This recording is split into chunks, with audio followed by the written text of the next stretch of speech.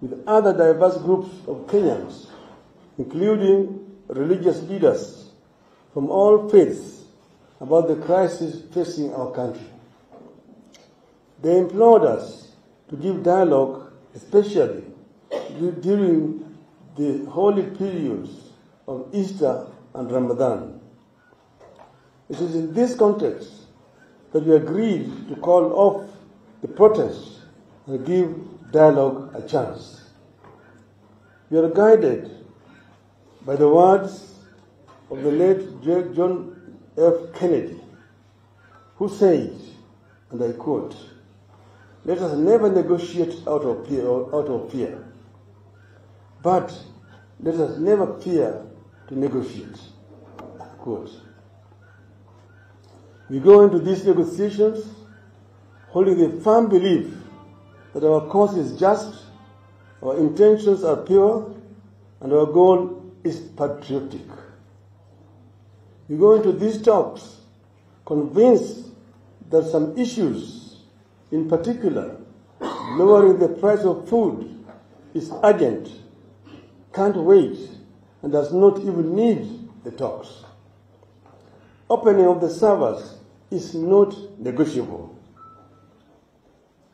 We agree that a balanced process, spearheaded by members of parliament from both sides and backed by experts, is an appropriate way to proceed. The end product will then be presented to Parliament for approval.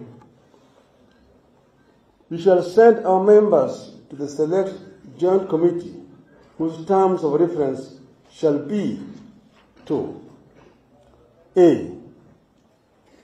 Recommend measures to lower the cost of unga, fuel, electricity, and school fees.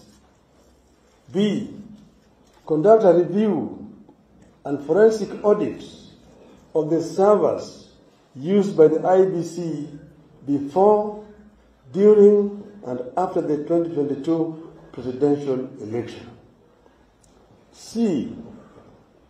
Review the appointment and dismissal of IEBC commissioners, including their tenure of office, and recommend institutional, policy, legal, and constitutional mechanisms, restructuring and reforms of the IEBC. D.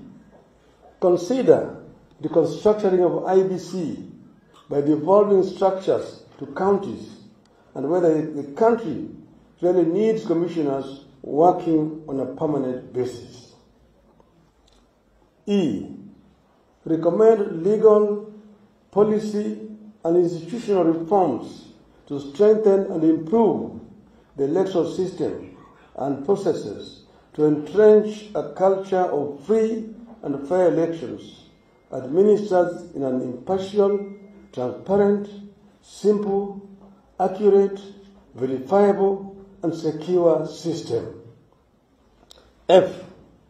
Review the circumstances that led to the dismissal of the IEBC commissioners, commonly known as the Cherera Four, and reinstate them in office.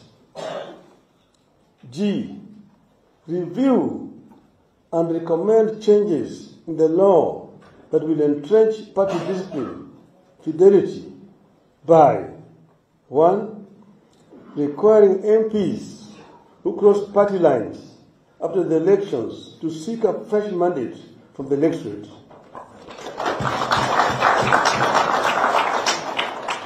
And 2. To allow parties to replace nominated MPs who cross party lines. H.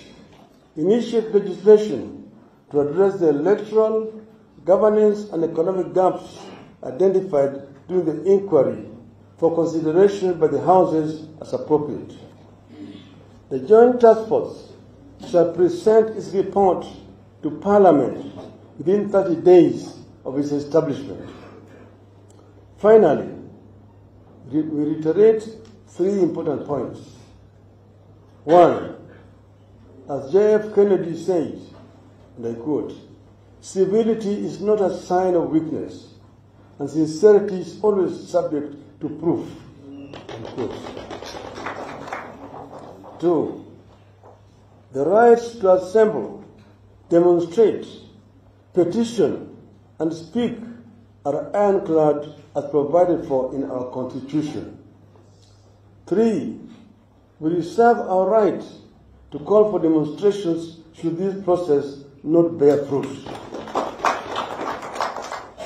Should there be no meaningful engagement or response from Kenya Kwanza, we will not hesitate to mobilize Kenyans to demand their rights within the framework of Article 37 of our Constitution. We are driven by the concern that in spite of the 2010 Constitution, our political culture retains a winner-take-all system. This is what has clearly been demonstrated by the older regime. This monopoly of power, by hook or crook, by the party in the State House, can only be rectified with a thoughtful, deliberative process involving all Kenyans. We need a proper constitutional review to cure the governance defects in the 2010 Constitution and remove the last vestiges of an imperial presidency. In our dialogue with Kenya Kwanza, we'll be putting this matter on the table. Thank you, and God bless Kenya. Thank you.